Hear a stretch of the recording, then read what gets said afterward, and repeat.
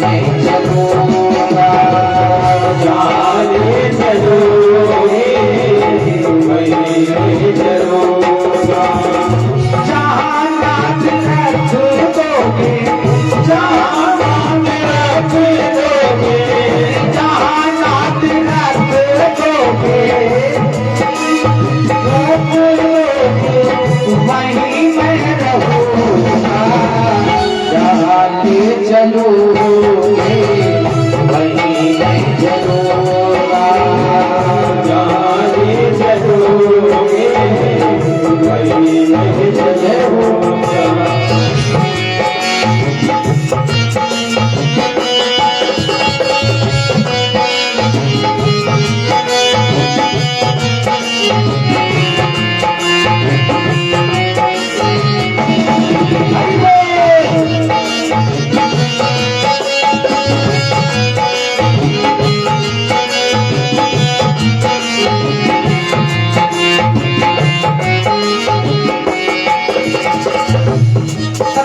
हमारे साथ में है ठाकुर जी महाराज।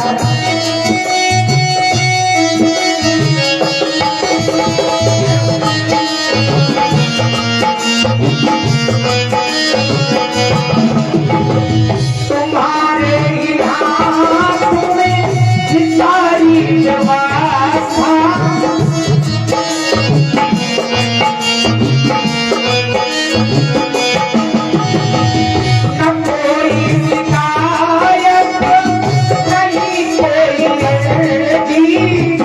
तुम्हारे ही हाथों में न कोई शिकायत नहीं कोई अर्जी, कर लो करा लो प्रभु तेरी मर्जी।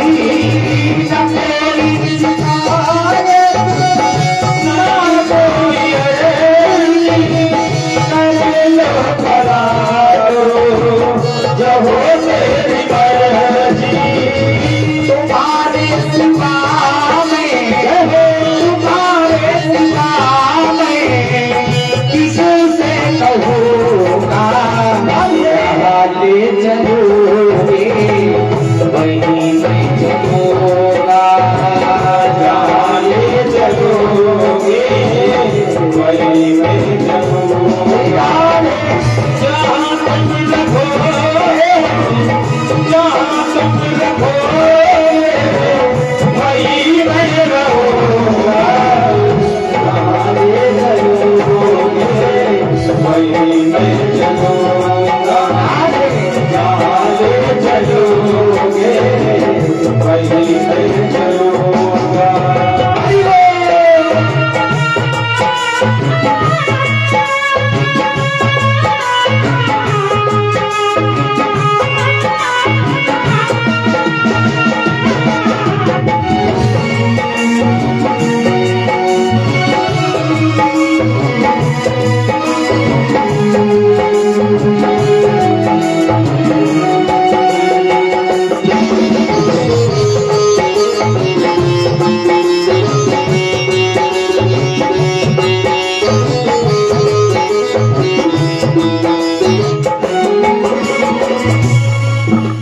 भगवान से रहेंगे, हम लोग मिल करके भगवान से ही प्रार्थना करेंगे।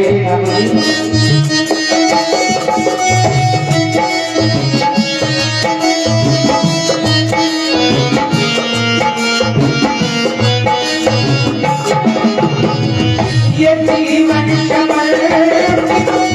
चरण में तुम्हारे, तुम्ही मेरे सर्वस्व, तुम्ही प्राण प्यारे। जीवन समर्पित चरण में तुम्हारे, तुम्ही मेरे सर्वस्व, तुम्ही प्राण प्यारे।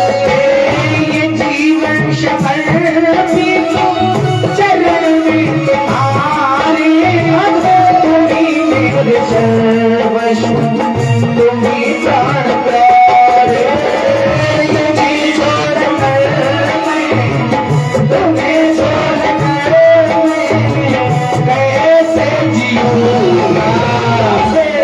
सब लोग गाइए, सब लोग कहिए, अरे जहाँ ले चलोगे वहीं मैं चलूंगा, जहाँ ले चलोगे वहीं मैं चलूंगा, जहाँ साथ रखोगे, जहाँ साथ रखोगे, जहाँ साथ रखोगे, जहाँ साथ रखोगे वहीं मैं रहूंगा, जहाँ ले चलोगे वहीं मैं रहूंगा, जहाँ ले चलोगे वहीं मैं रहूंगा, जहाँ ले चलोगे वहीं मैं चलूंगा, जहाँ ले चलोगे वहीं मैं चलूंगा, वहीं मैं चलूंगा, वहीं मैं चलूंगा, वहीं मैं चलूंगा, वहीं मैं चलूंगा।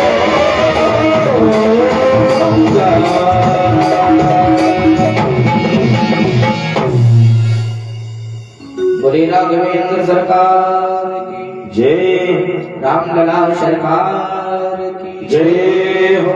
अरे जहाँ ले चलोगे वहीं मैं। अच्छा इतने लोग बैठे हो, ये बताओ अपने में किसमें सामर्थ्य है कि भगवान ना चाहे और हम कर लें? किसी में सामर्थ्य नहीं।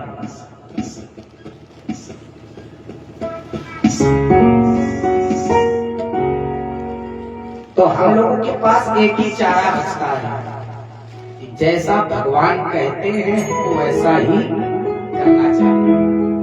लेकिन महाराज हम ठीक विपरीत चल रहे हैं, और फिर हम सोचते हैं कि भगवान हमारी सुनता काहे नहीं है, हमारे काम पूरे होते काहे नहीं है। पूरे काम होंगे कब? ऐसे थोड़ी हो जाते हैं पूरे काम। बहुत से लोगों के मुख से हमने सुना है कि लोग कहते हैं भगवान भैया पंडित जी हम बड़ी भगवान की पूजा करते हैं, दिन भर पूजा करते हैं, लेकिन परेशान बहुत रहते हैं। एक बात बताएं भैया, अगर आप परेशान हो तो ये न समझो कि भगवान की वजह से परेशान हो सकता है। जिस समय मैया कुंती से भगवान की विदा होने लगी तो भगवान ने सबसे कहा कि हमसे वरदान मांगो भाई, जिसको जो कुछ मांगना हो मांगो। तो सबने अपने अपने स्तर से अपने अपने तरीके से मांगा, लेकिन मैया कुंती से जब कहा कि बुआ तुम भी कुछ मांगो, तो मैया कुंती ने कहा कि अगर केशव हमको कुछ देना भी है तो हमें, बोले विपदा संतु, क्या मांगा? हमें विपत्ति दे दो। अब विपत्ति मांगा है, समझ लीजिए आप। भगवान ने कहा बुआ मांग के आ रही हो, वैसे भी जीवन में कभी तुमने सुख पाया नहीं, आज समय आया है मैंने कहा कुछ मांगो। लोग तो हमसे जब मांगने की बात आती है तो कहते हैं कि हमें मकान दे दो, गाड़ी दे दो, घर दे दो, पैसा दे दो, धन दौलत दे दो, है लड़का दे दो, नाती दे दो। लेकिन आपने हमसे मांगा क्या?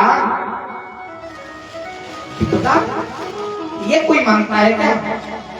मैया कुंती ने कहा कन्हैया जीवन भर हमने कष्ट पाया, उसका परिणाम ये रहा कि जीवन भर तुम मेरे हमारे साथ में रहे, हमारे बच्चों के साथ में रहे।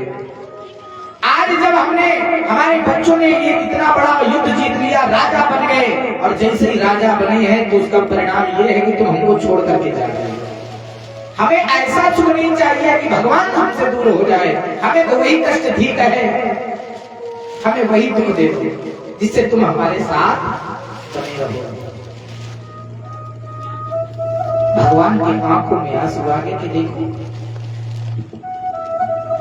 भक्त जो होते हैं हमारे लिए क्या नहीं कर सकते, करने के लिए तैयार, लेकिन भक्त जो होते हैं,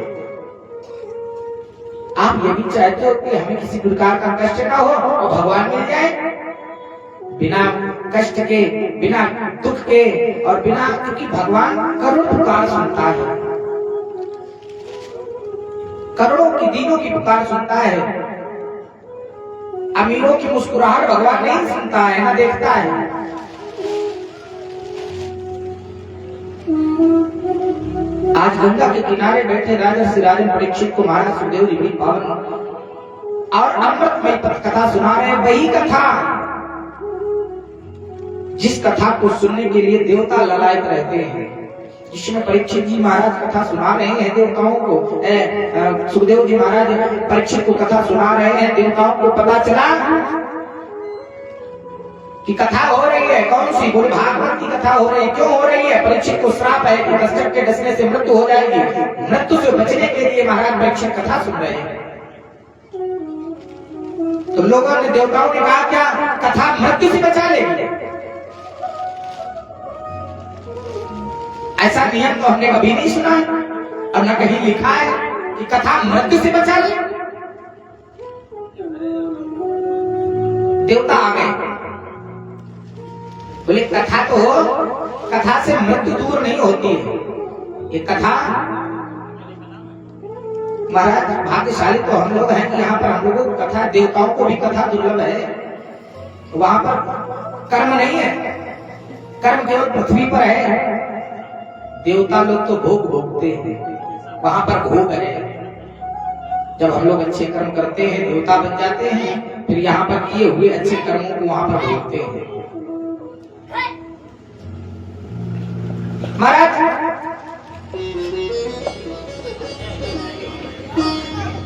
देवता उपस्थित हो गए जहां पर कथा हो रही थी। बोले ऐसा करो कर, हम लोग अमर है, मरना है, उसको मरने का भय है, इसलिए कथा सुन रहा है। तो हम लोग कथा सुनने चल करके हाथ में अमृत का कलश लेकर के उपस्थित हो गए। सुखदेव जी महाराज से कहा महाराज हम ये चाहते हैं कि परीक्षित को मरने का भय है, तो इनको अमृत पिला दो, इनको अमृत पिलाओ, जिससे ये अमर हो जाए, इनको मरने का भय समाप्त हो जाएगा। और आप ऐसा करिए कथा हमको सुना दीजिए।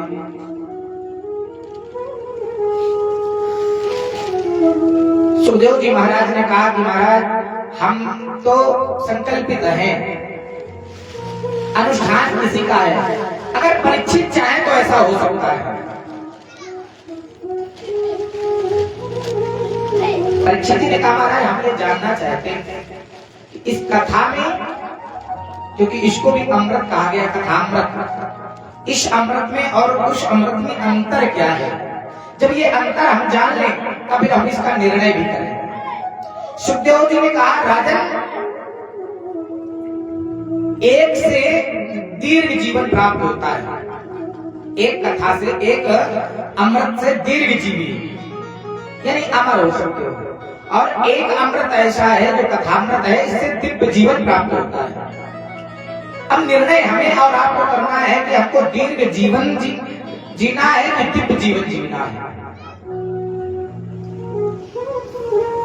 परीक्षित जी ने कहा हमें बहुत समय तक जीने की कोई वो नहीं है। क्या करेंगे बहुत समय तक जी करके? बहुत समय जिएंगे हमसे पाप हो जाएंगे, ज्यादा पाप होंगे, तो हमें दिव्य जीवन चाहिए। हमारा जो जीवन हो वो दिव्य बन जाए, ऐसे ऐसा अमृत हम पान करेंगे। सुखदेव जी मुस्कुराए और देवताओं से कहा ले जाओ ये अपना अमृत, तुम इसकी तुलना इस कथा से करते हो? महाराज अंतर है क्या? बोले बहुत अंतर है। क्या अंतर है? तब महाराज सुखदेव जी ने कहा क्वा स्वधा क्वा कथा लोगे क्वा क्वांचा क्वा मणिर्महा। कहाँ कांच और कहाँ मणि समता हो सकती है? किसी भी प्रकार से समता नहीं हो सकती है।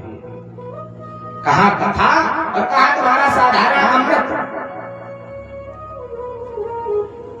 देवताओं ने विचार किया कि इस कथा में इतनी विशेषता है कि इस अमृत को भी कुछ नहीं समझा जा रहा है। महाराज ब्रह्मा जी के पास गए और ब्रह्मा जी से कहा महाराज ऐसा नहीं होगा, जब सब कथा से सुनकर के अमर होने लगेंगे फिर इस अमृत का महत्व समाप्त हो जाएगा। आपकी जो विधि का विधान है उसमें क्या है हमें बताओ जरा, ये इतनी श्रेष्ठ है क्या? तो बोले भाई हमें नहीं पता है। ब्रह्मा जी हमें नहीं पता है श्रेष्ठ है कि नहीं। बोले इसका परीक्षण किया जाए। महाराज आज ब्रह्मा के यहाँ सत्य लोक में तराजू रखा गया और संसार के जितने भी शास्त्र ग्रंथ थे एक पल्ले में रखे गए और भागवत श्रीमद् भागवत महापुराण एक पल्ले में रख दिया गया। लेकिन भागवत का जो पल्ला था तब भी भारी था।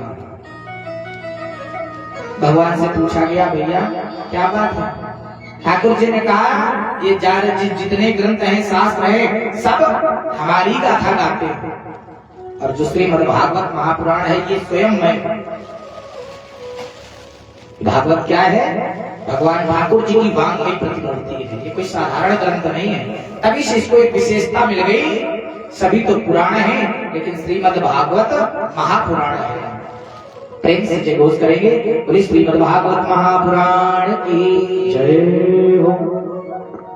ऐसी पावन कथा हम लोग श्रवण कर रहे हैं। अब ऐसा समय आने के बाद भी, समय मिलने के बाद भी अगर हम लोग नहीं सुन पाए, नहीं समझ पाए कथा को, और कथा को भी कई लोगों ने कई प्रकार का बना दिया है, भागवत को कई प्रकार का बना दिया है। भगवानों की अब कथा तो छोड़ो महाराज, भगवानों को लोगों ने बांट दिया, ये हमारे वाले, ये तुम्हारे वाले हैं। भगवान भी बन सकता है क्या? भगवान से जब पूछा गया महाराज ऐसा होता है क्या, तो भगवान ने कहा है सब मम प्रिय सब मम उपजाए। सब मेरे प्रिय हैं क्योंकि सब हमारे ही जाए हैं। तो महाराज कहा भी, भगवान ने कहा क्यों? तो फिर बोले सब पर मोरी बराबर दाया। हमारी कृपा सब पर बराबर होती है, लेकिन जो उस दया को भी मान लेता है वो हमारा भक्त है, और हमारी कृपा को जो नहीं मानता है वो अभक्त हो जाता है, वो भक्त नहीं कहलाता है।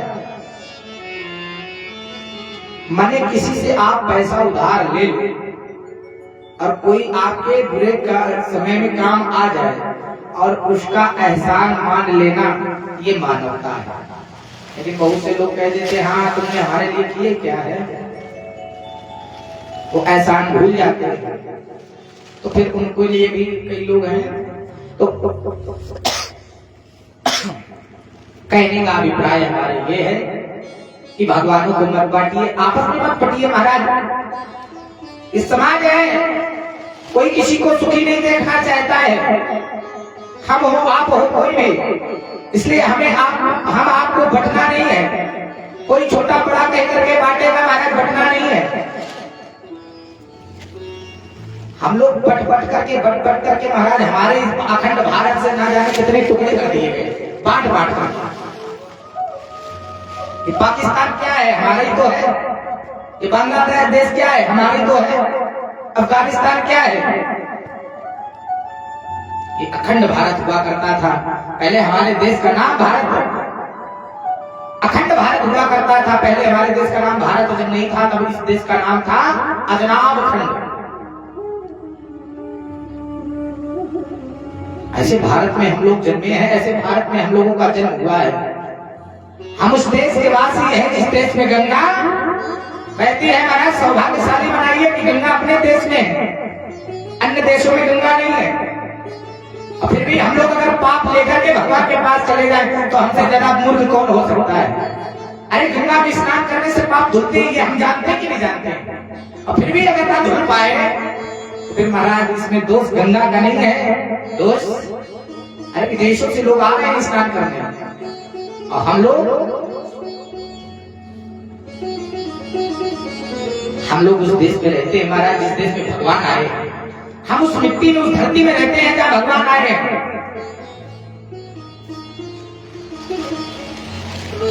तो जहाँ भगवान आ जाए फिर हम लोग पाप करें, भगवान को ना माने, भगवान पर उंगली उठाएं।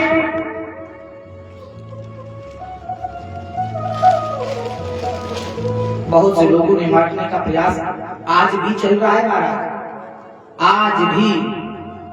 अब तो महाराज एक वर्ग बिल्कुल अलग कर दिया जा रहा है, धीरे धीरे होता जा रहा है?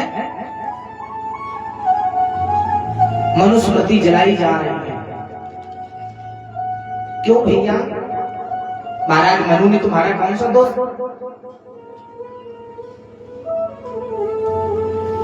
कुछ तथाकथित लोग कह देते हैं कि मनुस्मृति में जात पात बताई गई है महाराज। कहीं कोई हमारे ग्रंथों में शास्त्रों में जात पात का भाव है ही नहीं, जात शब्द ही नहीं है।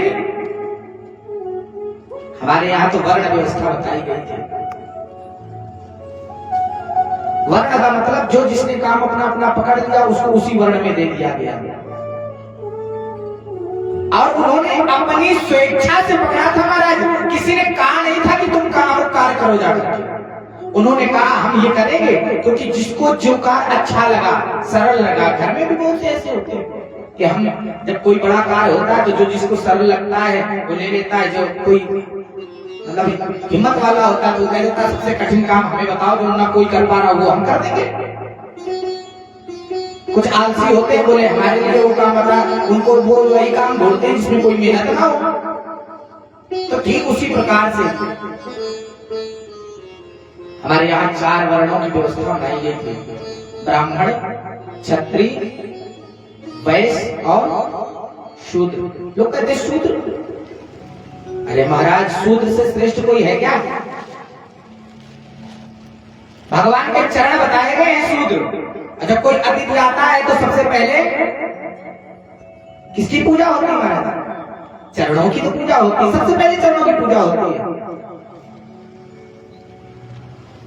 मंदिर में जाते हो महाराज, भगवान से पहले सीढ़ी को छुआ जाता है, सीढ़ी को नमन किया जाता है। तो लोग, अब हम लोग इतने बुद्धिजीवी होने के बाद भी दूसरे के कहने पर अगर अपनों का विरोध करने लगे तो फिर संसार में हमसे ज्यादा मूर्ख कोई नहीं है।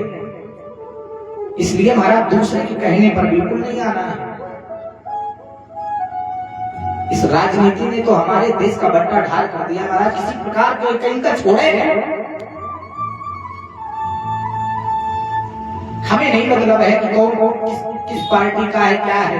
हम तो ये जानते हैं कि हमारे सब ग्रंथों को जो मानेगा, जो हमारे बुजुर्गों का सम्मान करेगा, जो हमारी आस्था को मानेगा, जो हमारे धर्म को मानेगा, वो हमारा है, अन्यथा वो हमारा नहीं है। सीधी बात। राष्ट्र और देश को देख करके काम करो महाराज। हमारे हो, हम आपके, क्योंकि हमें दांत यहाँ रहना है। आपने तो पैसा लूटा, भाग जाओगे, हम कहाँ जाएंगे? विचार कीजिए, जो हमारे देश का है ही नहीं, हम उसको अपने देश का राजा कैसे बना दें? बाहरी व्यक्ति कभी हमारा कितना भी हमारा हितैषी हो, आज बन रहा है, आज चल रही है, बनी बताई बढ़िया, ठीक है अभी रहेगा, और कहीं हमारी उससे बिगड़ गई तो महाराज उठाएगा, तीन भग जाएगा, क्या करेगा? तो हम लोगों में तो विवेक होना चाहिए कि हमें क्या करना है। कहने के लिए कोई भी कुछ कह सकता है। हमारे देश का लोकतंत्र ऐसा है कि महाराज हमारे यहाँ राजा को भी गाली दी जाती है। अन्य देशों में कोई कह के देख ले, हमारे यहाँ प्रधानमंत्री को लोग गाली देते, अन्य देशों में कोई राष्ट्रपति और प्रधानमंत्री को गाली देते, महाराज सीधे शासन है, गोली मार दो। लेकिन हमारे यहाँ कुछ नहीं होता। हमारे यहाँ रामायण फाड़ दी जाती है, हमारे यहाँ मनुस्मृतियां जला दी जाती है महाराज। कोई कुछ कहने वाला नहीं है, कुछ भी कहने वाला नहीं है। ये सब हम लोगों के साथ ही तो हो रहा है। हमारे आस्था के साथ में, हमारे भगवानों के साथ ये सब होता है, और हम लोग शांति से क्या करें, मजबूर हैं। क्योंकि हम अगर कह देंगे तो हमारे ही हमारा विरोध करने लगे, और हमसे कहने लगेगा तुम गलत हो, ऐसा तुमको कहना नहीं चाहिए। तो महाराज इसमें इस मंच पर बैठ करके बिना किसी का नाम लिए हम तो यही प्रार्थना करते हैं, हम 4 लोग हैं, हम 4 में आपस में किसी भी प्रकार का द्वेष ना हो। हम लोग आपस में कम से कम बैठना उठना आपस में हम लोगों को है, वो आएंगे, आकर के प्रलोभन देंगे और चले जाएंगे महाराज। उसके बाद तो कोई देख दे, काम हम लोग एक दूसरे के आएंगे। इसलिए विवेक से महाराज काम लेना है, हमें अपने सदग्रंथों को मानना है, अपने भगवान को मानना है। हमारे राम जी के राम जी हमारे सुखदेव जी कहते हैं, राजन संसार में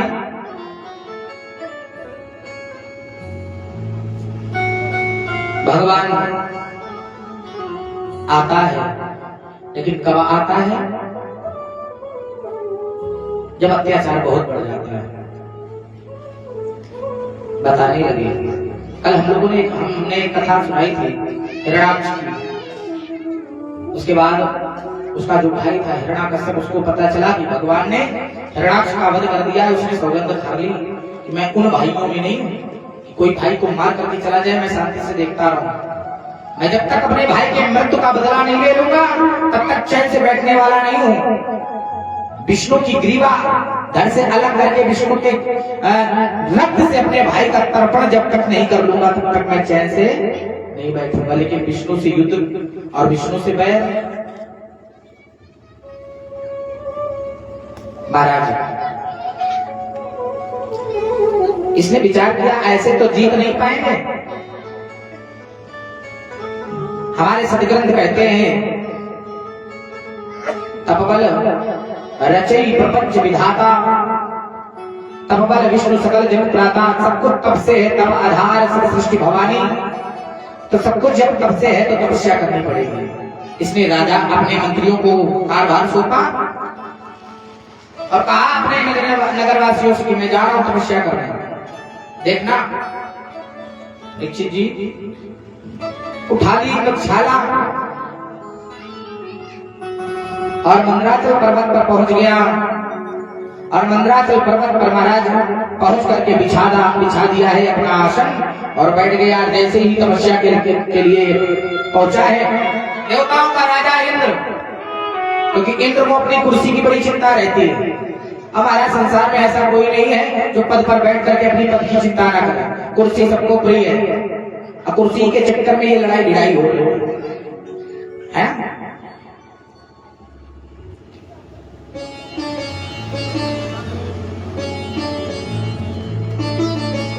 इंद्र ने महाराज अपने गुरु बृहस्पति के पास गए और जाकर के प्रार्थना करी, गुरु जी बचाओ। क्या हो गया? अरे वो दैत्य हिरण्याकश्यप तपस्या करने गया, ये तो अच्छी बात है। दैत्य अगर तपस्या करने लगे, पूजा पाठ करने लगे, इसमें तुम्हें क्या समस्या है? अरे महाराज तुम नहीं समझ रहे हो, उसका उद्देश्य धर्म का नहीं, उसका उद्देश्य ये है जब वो तपस्या पूरी हो जाएगी तो सबसे पहले स्वर्ग पर आक्रमण कर देगा, करके हम ही को भगा देगा मार करके। आप तो ठीक है, आप तो रहे बाबा संत, आपका तो कोई बात नहीं, हम तो राजा ठहरे, तो क्या करें?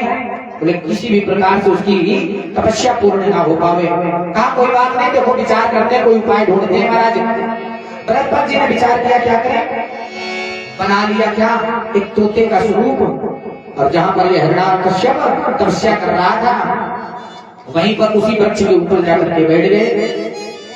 ध्यान देने की बात है। और जैसे ही महाराज इसने आंख बंद किया, क्योंकि ये राक्षस है, इसको मंत्र तंत्र तो कुछ आता नहीं है, क्या जपेंगे? तो महाराज आंख बंद कर लिया। आंख बंद करके कहा ओम ब्रह्मणे नमः, केवल इतना ही आता था ओम ब्रह्मणे नमः, और जपना प्रारंभ कर दिया।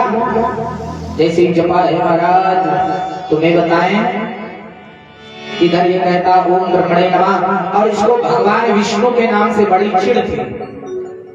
तो महाराज जैसे ये कहता ओम ब्रह्मणे नमः, उधर से बृहस्पति जी कहते नारायण नारायण नारायण। आंख खुल जाती, चारों तरफ देखा कोई दिखाई नहीं पड़ा, आंख फिर से बंद किया और पुनः आवाज लगाई ओम ब्रह्मणे नमः। उधर से बृहस्पति जी कहते नारायण नारायण नारायण। इसको आया क्रोध, इधर उधर देखा, क्या एक तोता बैठा था, एक ढेला उठाया, फेंक करके मारा, तोता उड़ा, और इसने जैसे ही ध्यान लगाया वैसे वही बात नारायण नारायण। इसने सोचा कि तपस्या हो नहीं पाएगी। आज भी लोग जिससे बैर माने और उसका कोई बार बार नाम ले तो खबरदार, हमारे सामने अमुक व्यक्ति का नाम नहीं ले लेना। ऐसे ही होता है, वो हमें फूटी आंखें नहीं सुहा। महाराज उसी प्रकार स्थिति, अब दुश्मन का नाम ले सामने और फिर मन लग जाए पूजा में, छोड़ करके चला आया, मृगशाला लेकर के घर पर आया। इसकी पत्नी का नाम है कयाधु। कयाधु ने देखा ये तो तपस्या करने गए थे, बोली स्वामी, अच्छा ये क्रोधी तो था ही, तो सभी डरते थे इससे, तो माता कयाधु भी डरती थी, लेकिन अब पत्नी है। पूछा ये बताओ महाराज तुम तो तपस्या करने गए थे, क्या तपस्या पूरी हो गई? क्या बताए देवी? जैसे ही मैंने वृक्षाला बिछाई, ध्यान लगाया, और जैसे ही मैंने भगवान का ध्यान दिया रखा, पता नहीं कहां से एक तोता आया और वो हमारे शत्रु का नाम लेने लगा। कौन आपका शत्रु? बोले अरे वही नारायण। महाराज अपने पति के, नास्तिक पति के मुख से जैसे ही नारायण का नाम सुना है, आज कयाधु के मन में बड़ा प्रसन्नता हुई कि हे प्रभु, आज हमारे पति पर भी आपकी कृपा हो गई है, इसने कभी तुम्हारा नाम नहीं लिया, आज लिया है। महाराज कयाधु ने विचार किया, अगर अपने मुख से 108 बार इसी प्रकार भगवान का नाम हो जाए तो एक माला हो जाएगा, कल्याण हो जाएगा इसका। लेकिन अब भय था, डर था, पूछे कैसे? तो महाराज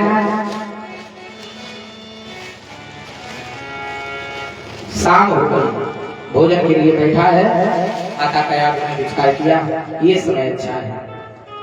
और हमारी माताओं से भी एक मर्यादा को कथा सुनने का यही लाभ होता है। अब तुम्हें सीख दे रहे हैं कि अगर आपके पति क्रोधी हो और कोई बात आप पूछ ना पाती हो तो हम बढ़िया सरल उपाय बता दे रहे हैं, पूछ लेना।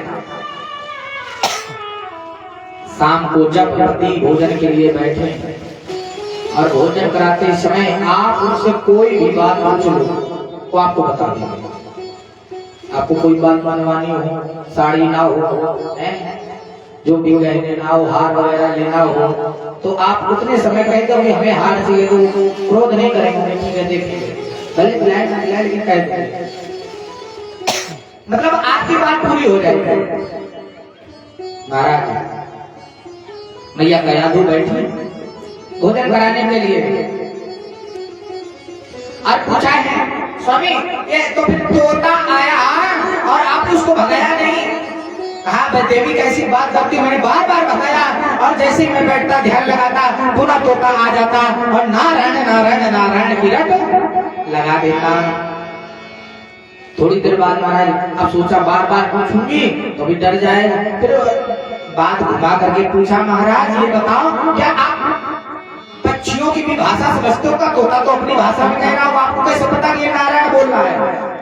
बिगड़ के बोला तू तो बहस कर दिया, अरे वो बिल्कुल हमारी तुम्हारी जैसे बोल रहा था, नारायण नारायण नारायण नारायण। महाराज डरते डरते डरते डरते धीरे धीरे 108 बार भगवान का नाम बुलवा दिया। इससे दे दो, इससे डब्बे से दे दो, ये पन्नी रखी, पन्नी दे दो। हुआ क्या? 108 बार कयाधु ने हिरण्याकश्यप से नाम जपवा लिया। धीरे धीरे समय व्यतीत हुआ, इसने सोचा समय बेकार में व्यर्थ में जा रहा है, हमारा जो संकल्प है, हमारा जो काम है वो पूरा नहीं हो रहा है। परीक्षित जी तुम्हें बताएं, इसने पुनः उठाई बोला नहीं करना पड़ेगा, फिर से चला तपस्या करने के लिए। फिर से इंद्र को पता चला कि महाराज फिर से जा रहा है तपस्या करने, अब गुरु जी थोड़ी सहायता करेंगे, एक बार कर दिया। गुरु जी ने कहा बार बार ये पाप थोड़ी करेंगे किसी की तपस्या बंद करना, ये तो राक्षसों का काम है, हम देवताओं का थोड़ी ना, हम साधु संतों का थोड़ी काम है कि कोई पूजा करे हम नहीं करवा देना। क्या करें?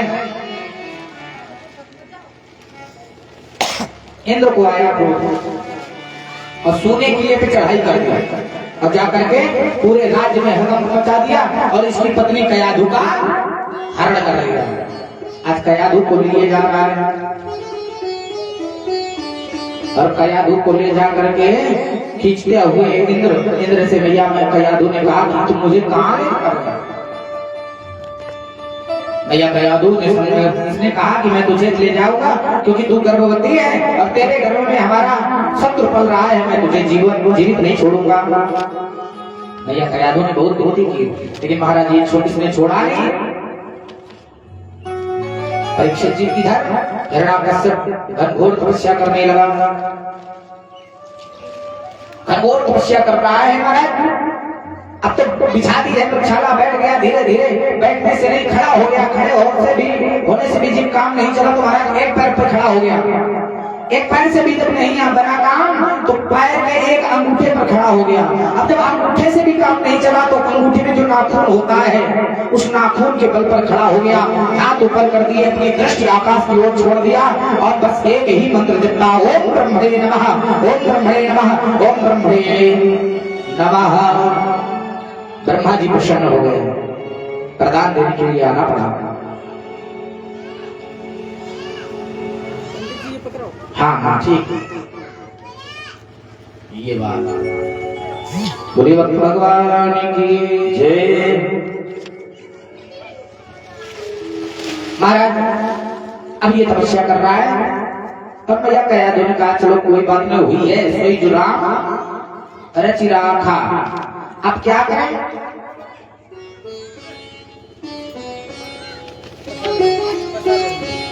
महाराज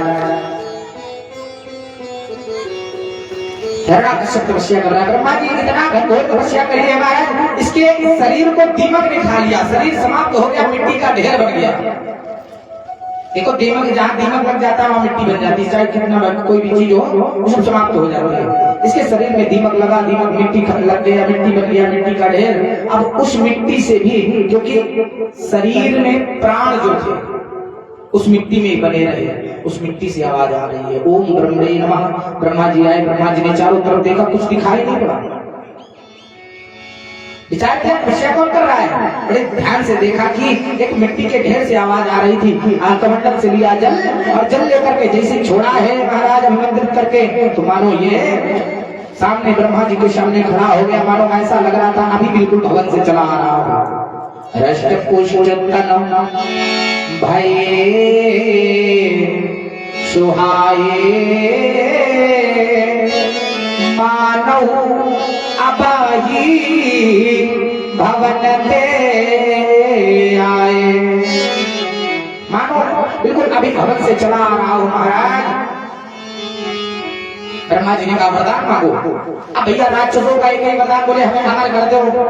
ब्रह्मा जी ने इसका अंदाज लगाया, लाला काहे की दुकान और का सौदा मांगा, तुमने हमारी दुकान में आने से पहले हमारी दुकान के बाहर बोर्ड लगा, तुमने पढ़ा नहीं? बोले नहीं पढ़ा महाराज। अरे एक बार पढ़ के तो आना चाहिए था, हमारे बाहर लगा है मृत्यु लोक, यहाँ तुमको मृत्यु मांगनी पड़ेगी, अमर नहीं हो सकते हो। क्यों? बोले अमर हम खुद नहीं, हम तुम्हें क्या अमर कर दें। इसने सोचा बताओ इतनी कठिन तपस्या करी और वरदान नहीं मिलेगा। ब्रह्मा जी ने कहा कि और वरदान मांगो, जल्दी मांगो। परीक्षित जी, एक बार एक व्यक्ति दौड़ा दौड़ा गया और कपड़े की दुकान में पहुंचा, और कपड़े की दुकान में पहुंच करके कहा भैया तुम्हारे हल्दी हुई है। तो कपड़े वाला बोला भैया काहे बाहर तुम्हें कुछ दिखाई नहीं पड़ा, ये गारमेंट्स की दुकान है, यहाँ किराने की स्टोर थोड़ी ना है। ब्रह्मा जी ने कहा कि तुमको मृत्यु मांगनी पड़ेगी, कोई दूसरा वरदान मांगो और वरदान मिलेगा एक। इसने सोचा एक वरदान मिलेगा, अब क्या करें, क्या मांगे, इतनी कठिन तपस्या करी और वरदान मिलेगा एक। अब इसने मांगना शुरू किया, ना भूमो ना बरो,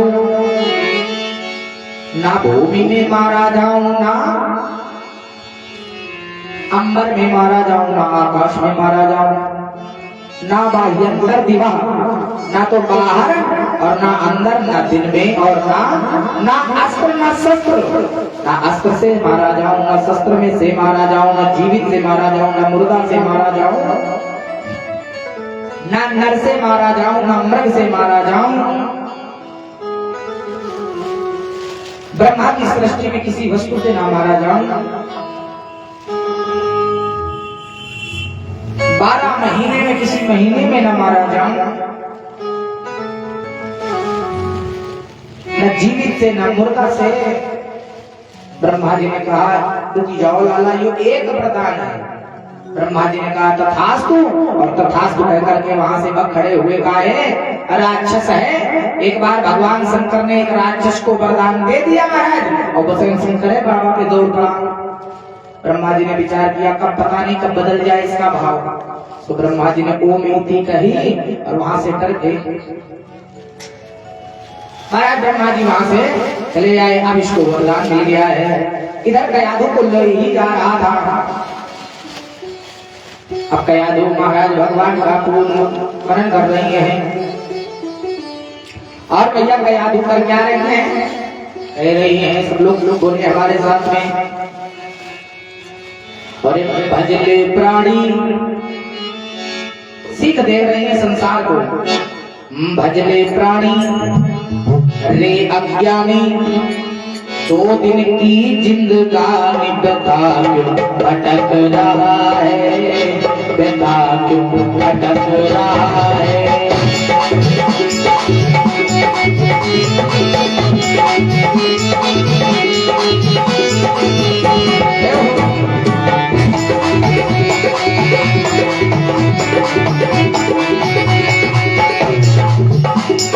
झूठी काया झूठी माया चक्कर में क्यों आया, बता क्यों भटक रहा है, बता क्यों भटक रहा है।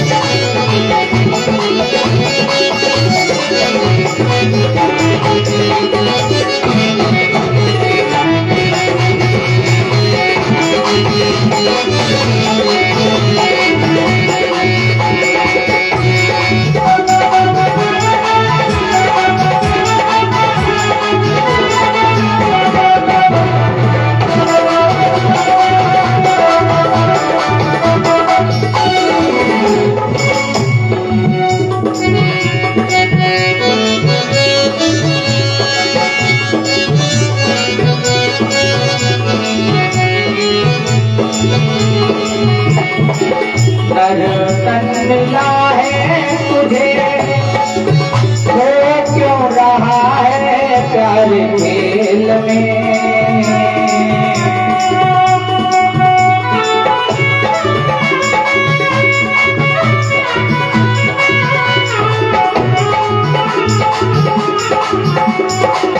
कंचन की काया तेरी उलझी है विषयों के रेल में।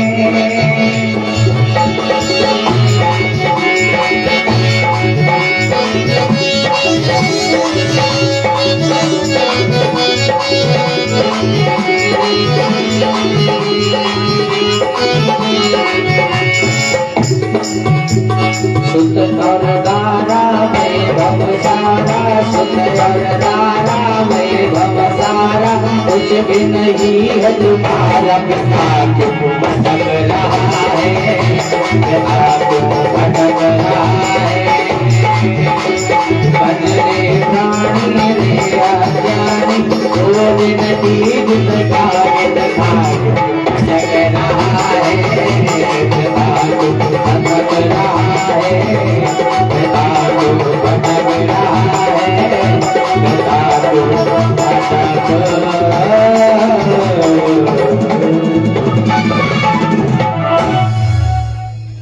भजले प्राणी अरे अज्ञानी 2 दिन की जिंदगानी बता क्यों भटक रहा है। झूठी काया झूठी माया चक्कर में क्यों आया भटक, बता क्यों भटक रहा है। महाराज हम लोगों को भटकना नहीं है। मैया गया दो भगवान नाम संकीर्तन कर रही हैं। इधर भगवान ने देखा, नारद को भेजा, जाओ जाकर के देखो हमारे भक्त को ये इंद्र पागल हो गया है। देखो तो अभी तक ये यज्ञ इत्यादि नष्ट करता था, बुरे बुरे काम तो ये करते ही है, लेकिन चोरी चमारी भी करने लगा, अब तो हरण भी करने लगा। महाराज नारद बाबा आए, इंद्र को समझाया, इंद्र क्या कर रहे हो।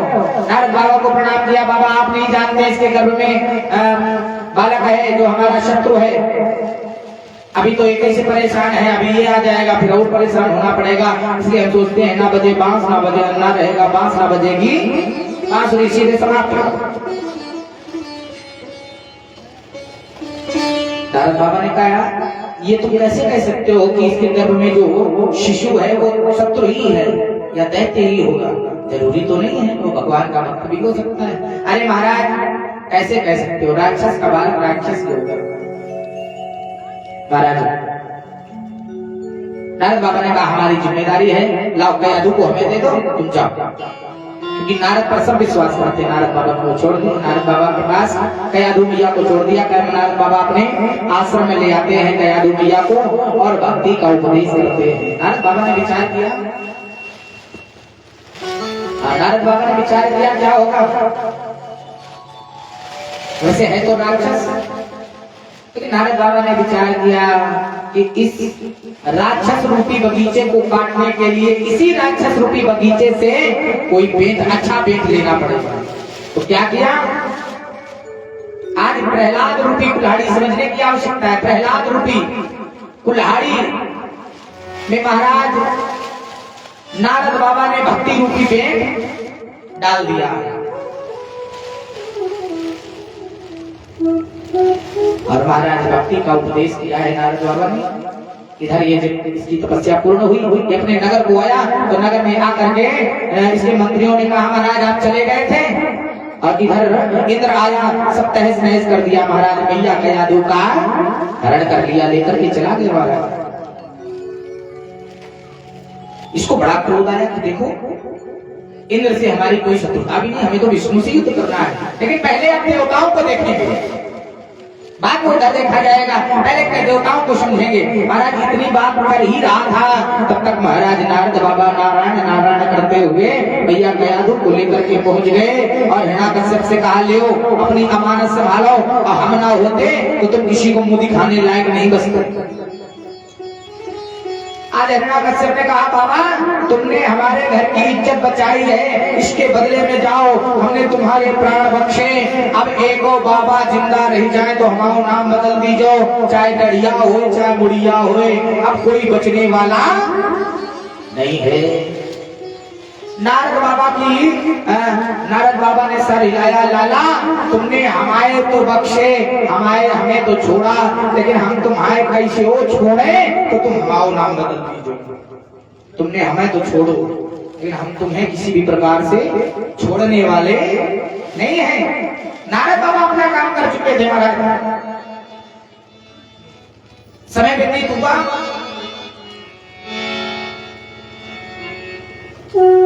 प्रहलाद का जन्म होता है। प्रहलाद कुछ बड़े हुए।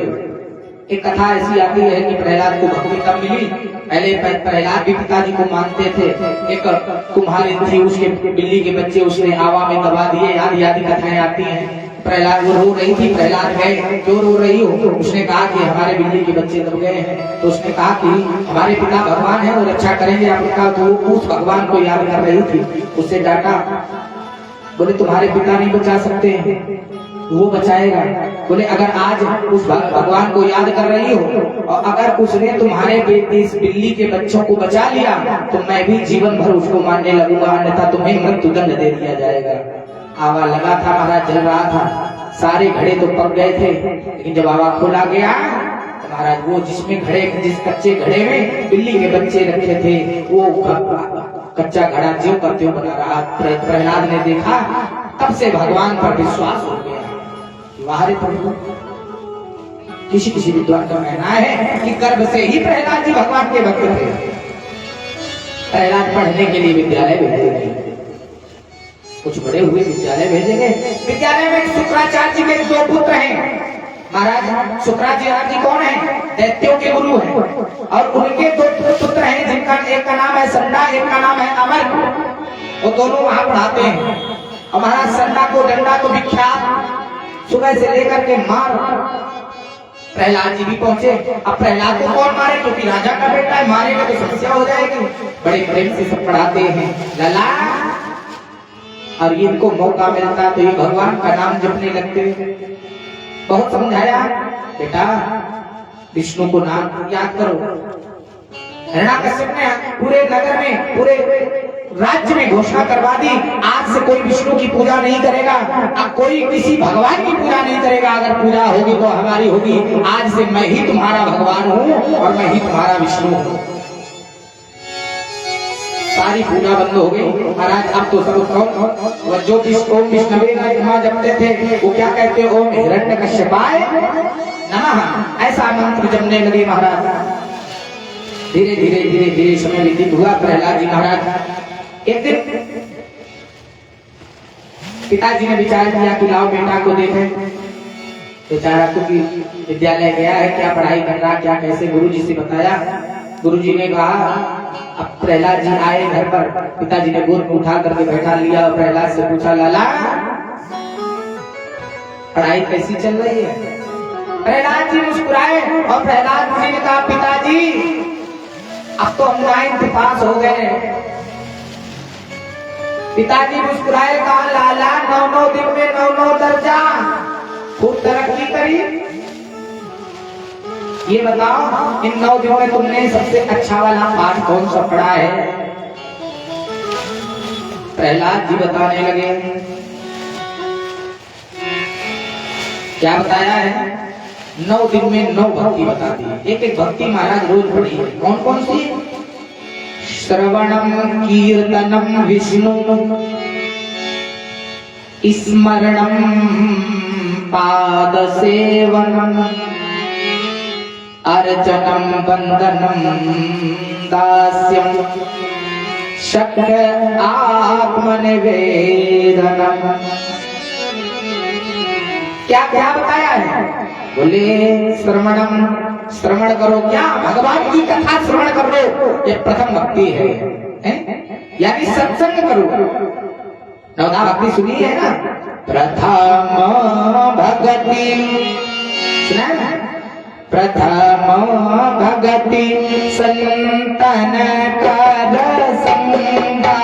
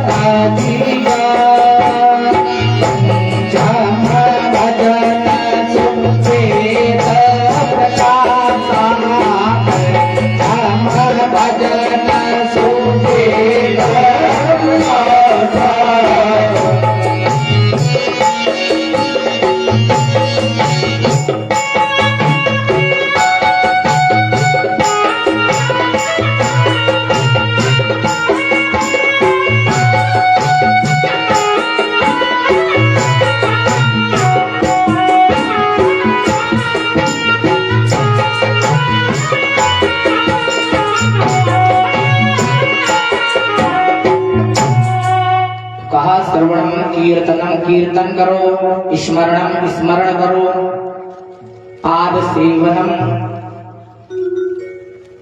सेवा करो, चरणों की वंदना करो। आदि आदि जैसे नौधा भक्ति सुनाई है, वो उठा करके प्रहलाद जी को फेंक देता है। दुष्ट कहीं के, तुझे किसने बताया? गुरु जी को लाए गए, गुरु जी से कहा, हमने मना किया था किसी भी बालक को ये मत बताया कि विष्णु भी कोई चीज है, विष्णु भी कुछ है। इनको इसको कैसे पता चला? महाराज गुरु जी कांपने लगे, हाथ जोड़ करके कहा, महाराज ना तो मैंने सिखाया है और ना किसी को सिखाते हुए देखा है, ना सुना है, ये तो नैसर्गिक है महाराज, पैदाइश है। बिगड़ करके प्रेरणा करके बोला, कुछ भी करो लेकिन इस ये विष्णु को याद या इन विष्णु को भूल जाए। अब तो महाराज परमिट मिल गई है गुरु जी को, अब सुबह से लेकर मार चले लड़कन पे, कोई भगवान का नाम नहीं लेगा। हमारा सब लड़का धीरे धीरे अपने अपने घर भाग गए। कहा महाराज कैसी पढ़ाई तूने काम की? महाराज खेती कर ली है, ऐसी डिग्री कहाँ करी है, नौकरी कब लगी है जब बच पई है। गुरु मर कहा मारी जा।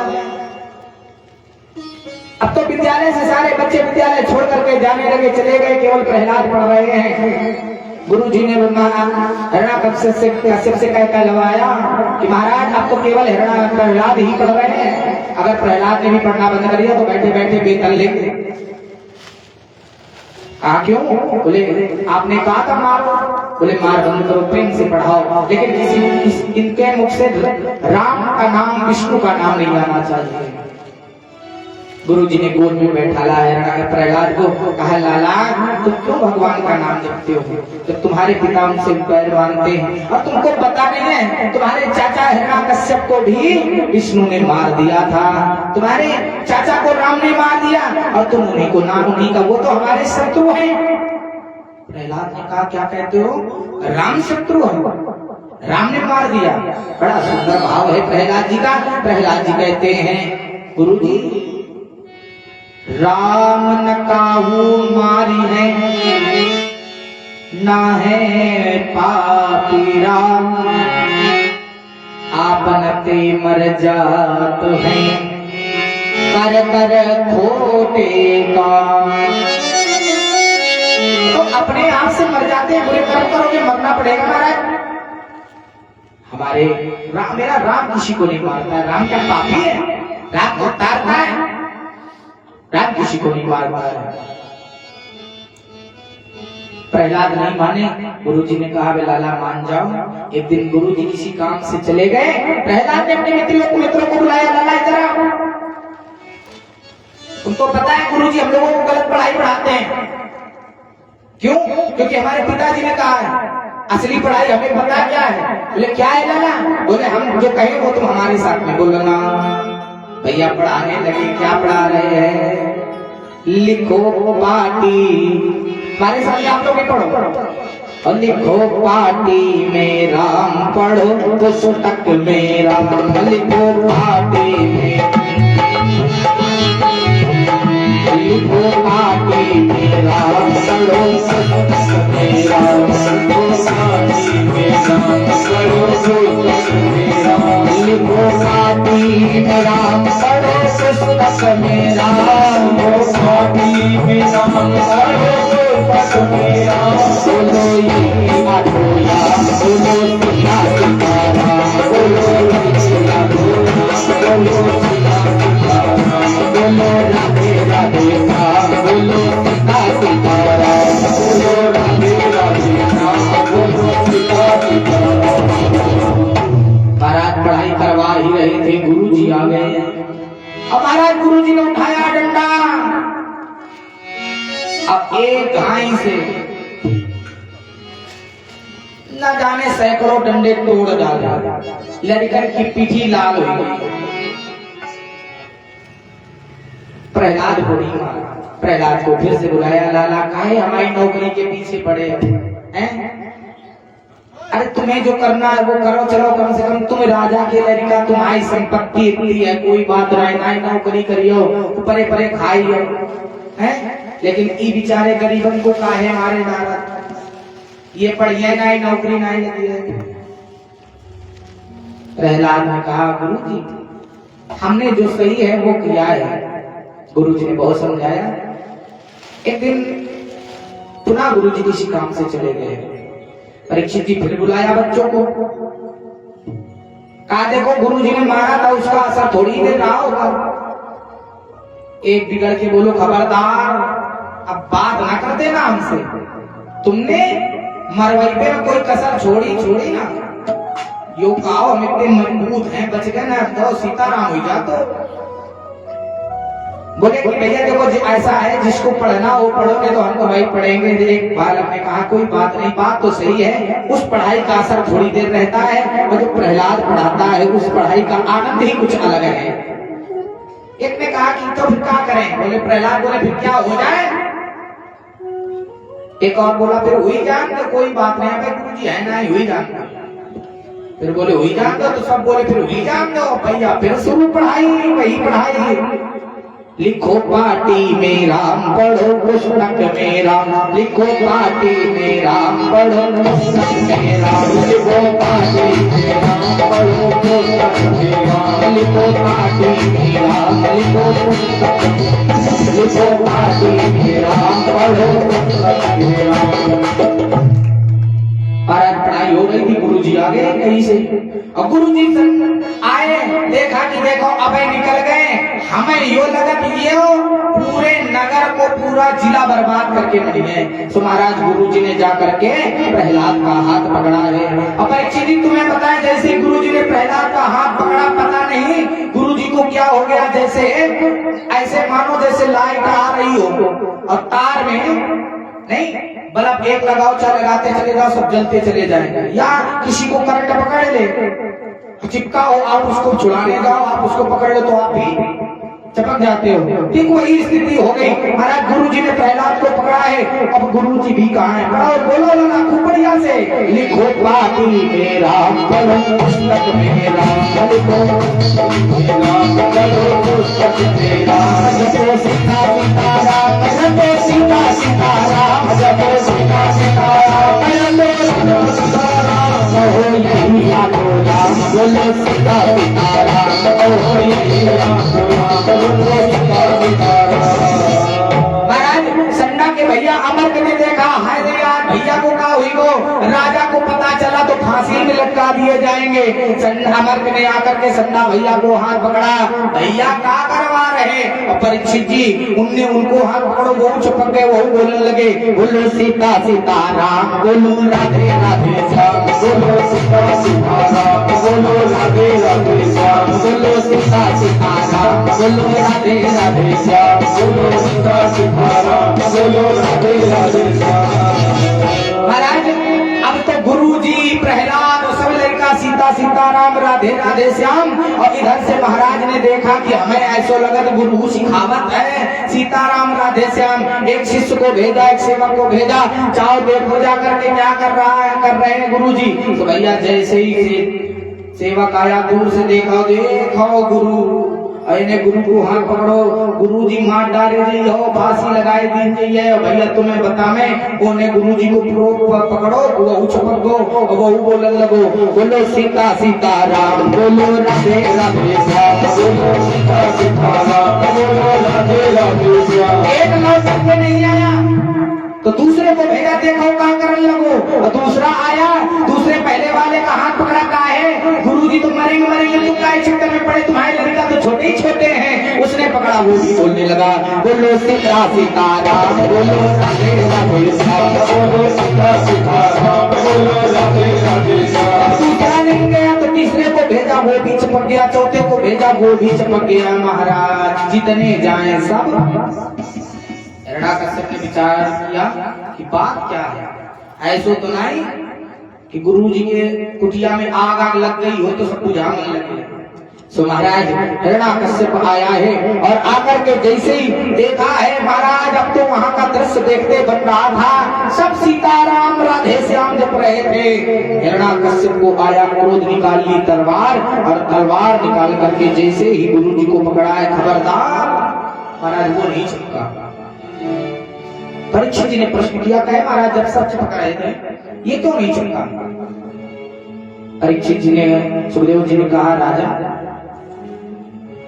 लाइट आ रही हो तो जलेगा वही बल्ब जो अच्छा होगा, लेकिन जो फ्यूज होगा वो हाँ, माने जो जिंदा थे वो तो चिपक गए, लेकिन जो मुर्दा है, मुर्दा भी क्या चिपकता है, वो नहीं चिपका है, वो मुर्दा है।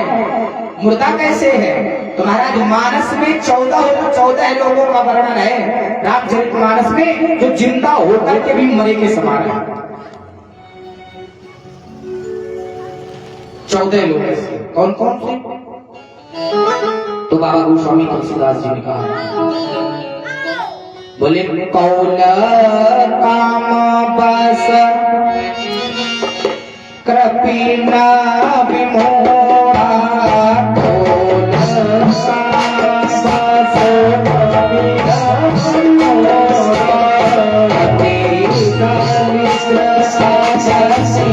आदि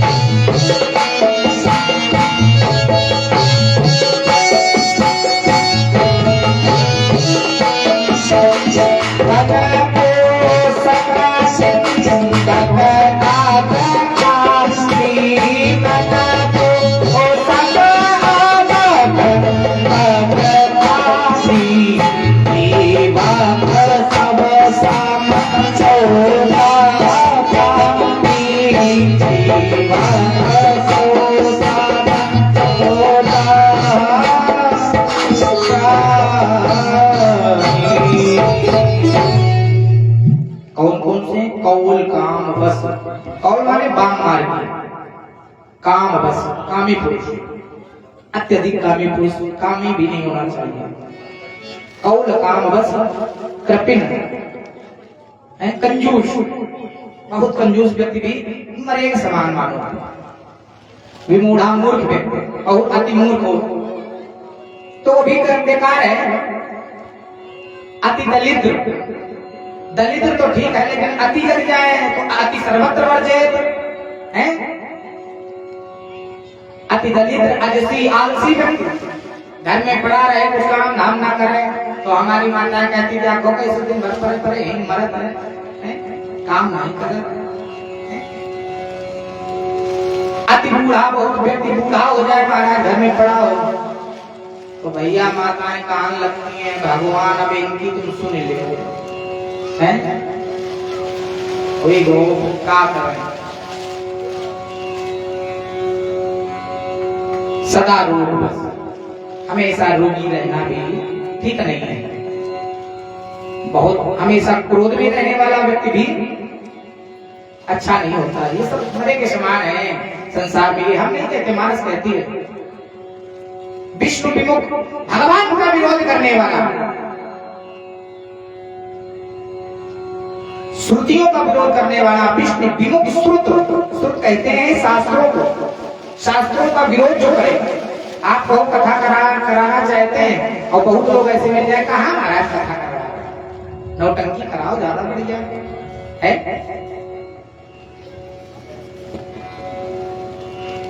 एक बात बताएं, कोई समस्या नहीं है, नौटंकी से भी कोई समस्या नहीं है, लेकिन समस्या एक है, आप देखें अकेले तो ठीक है, लेकिन अगर वहीं पर अपनी कन्या को बैठाल करके, अपने बच्चों को बैठाल करके दिखाएंगे और फिर कन्या या बिटिया या बालक आपके वैसे ही आचरण करेंगे तो वो आपको फिर अच्छा नहीं लगेगा। वो अगर अच्छा लगे तब तो करवाओ, अगर अच्छा नहीं लगता है, जिससे वो तुमको जो कार्य अच्छा नहीं लगता वो कार्य अच्छा कैसे हो सकता है, यानी वो ठीक नहीं है, तो फिर वो करवाओ ना, उसका समर्थन भी मत करो।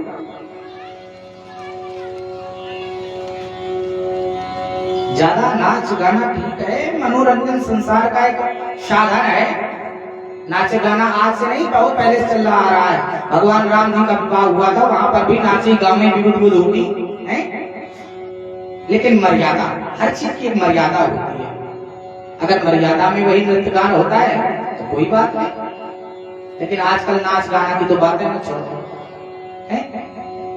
कहना भी कोई लाभ बहुत ज्यादा है नहीं, क्योंकि मानना आप लोगों को है नहीं। का फोन चल गया है, इंस्टाग्राम चल गया है, अब रील बनाओगे नहीं महाराज, है तो हमारे पास, लेकिन अब करें कहाँ, आंखें थोड़ी फोड़ लेंगे। ऐसी ऐसी ऐसी ऐसी रीलें महाराज आती हैं, काहे के लिए? केवल 4 लाइक पाने के लिए। और क्या है उसमें, क्या मिलता है महाराज? हम तो जितनी बहनें बैठी हैं हाथ जोड़ करके विनती करते हैं, ये रील के चक्कर में मत पड़ो। ठीक है, भगवान ने, लेकिन आप रोड पर चलोगी, आप घर के बाहर निकलोगी, सोचोगी हमारी मर्यादा बनी रहे, लोग हमको बुरा ना कहें, लेकिन उसी सोशल मीडिया के माध्यम से सब तुमको जो ना देखना वो भी देख रहे हैं, तो फिर काहे का पर्दा बचा भैया? फिर काहे की तुम्हारी मर्यादा बची?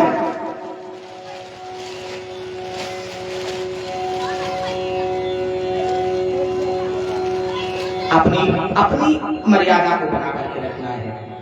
और हम लोगों को, जब हम सुधरेंगे, जब हमारे सुधरेंगे, जब हम ही नहीं सुधरेंगे तो दूसरे को क्या सुधारेंगे महाराज?